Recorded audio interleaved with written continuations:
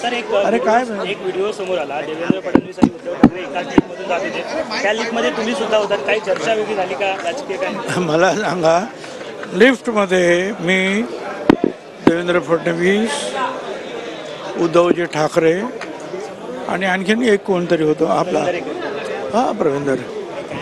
एक मजला फक्त वरती जायचा आहे. किती वेळ लागणार, किती वेळ भेटणार? आतमध्ये जाण्या आणि बाहेर येण्यातच वेळ गेला. बाकी सगळ्यांनी हस्तांदोलन केलं. बाकी काय, बस ठीक आहे, कशात काय ठीक आहे. नेहमीप्रमाणे जो आहे, एखादा ओळखीचा मनुष्य आपल्याला किंवा ओळखीचा नेता भेटल्यानंतर जे सोपस्कार असतात ते केले. ओबीसी संदर्भातली शिष्टमंडळाने देखील मुख्यमंत्र्यांची भेट घेतली आहे. वाद जो आहे तो वरच्यावर दिवसेंदिवस वाढताना दिसतो. काय नेमका अधिवेशनाच्या काळात आमचा काही वाद नाही. आमचं म्हणणं असं आहे की बा ओबीसीला धक्का लावू नका, वेगळं आरक्षण द्या, एवढंच म्हणणं आहे. वाद आमच्याकडून नाही, आम्हाला वाद करायचा सुद्धा नाही. एवढे वर्ष आम्ही वाद केला ना, आता कशाला मी वाद करणार? पण वाद सुरू झालाय ओबीसींना, म्हणजे त्यांनी गावात बंदी केलेली आहे अशी घटना समोर तो वाद आहे. तर मला असं वाटतं की मराठा समाजाच्या आमच्या नेत्यांनी समजून घ्यायला पाहिजे. वर्षानुवर्ष जे आहेत आपण सगळे एकत्रित राहिलेलो आहोत आणि ही सर्व मंडळी जी आहे, संविधानाने त्यांना जे सांगितलं, कायद्याने त्यांना जे संरक्षण दिलं, सुप्रीम कोर्टाच्या 9 जजेसने जे मान्य केलं की यांना आरक्षण द्यायला हवं आहे, यांची परिस्थिती खालावलेली, सामाजिक स्तर यांचा फार खालचा आहे, यांना आरक्षण दिलं पाहिजे आणि म्हणून ते दिलेलं आहे. बाकी आर्थिकदृष्ट्या फायदा म्हटला तर आर्थिकदृष्ट्या सगळ्यांना सारखाच फायदा होतो आहे. त्यांच्या विद्यार्थ्यांना, यांच्या विद्यार्थ्यांना, त्यांच्या विद्यार्थ्यांना मिळाला. आता ओबीसी म्हणतात जे त्यांच्या विद्यार्थ्यांना मिळालं ते आम्हाला द्या ना. म्हणजे वसतिगृह असतील किंवा वार्षिक जर वसतिगृह नाही मिळालं तर वर्षातून मिळणारे जे काय 60,000 रुपये असतात त्या शहरामध्ये राहायला आणि ते वगैरे वगैरे, हे सगळे जे आहेत हे सगळं आता सर्व स्तरावर एकाच पातळीवर आणण्यात आलेले आहेत. बरं, आणखी रस्ते असतील, पाणी असतील, पाणी, वीज, दवाखाने, शाळा, हे तर सगळ्यांसाठीच असतात ना. त्याच्यामुळे बाकी सगळ्यांना सारखे सगळे फायदे जे आहेत सरकारकडून मिळत आहेत.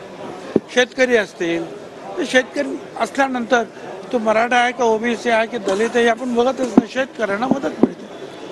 असंच सगळीकडे आहे. त्यामुळे कोणीतरी ते जे उलटं सुलटं काहीतरी सांगताय काय, आणि आमची लेकरं बाळं सगळ्यांची गरीब आहेतच रे. कोणाची फार एकदम श्रीमंत झाले, सोन्याची कौलं आले आहेत.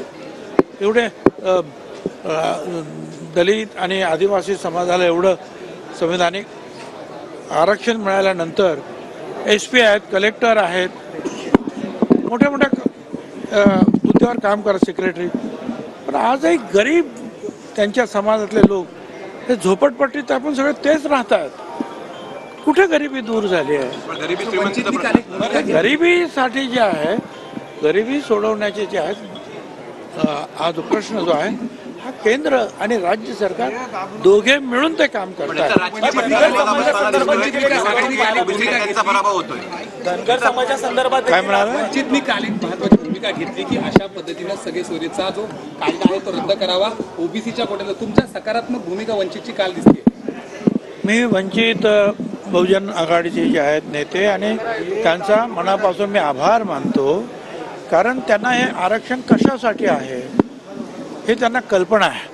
बरं, हे आरक्षण ते जात पडताळणी किंवा इतर जे काही प्रमाणपत्र देताना कुठली पद्धत वापरली पाहिजे या संदर्भामध्ये जवळजवळ 70 ते 80 पानाची एक पुस्तिका आहे, एक डॉक्युमेंट आहे की त्या अशा पद्धतीने इथे प्रोसिजर जी आहे ती पूर्ण केली की मग त्या ओबीसीचं म्हणा किंवा दलितांचं म्हणा किंवा आदिवासींचं सर्टिफिकेट मिळेल.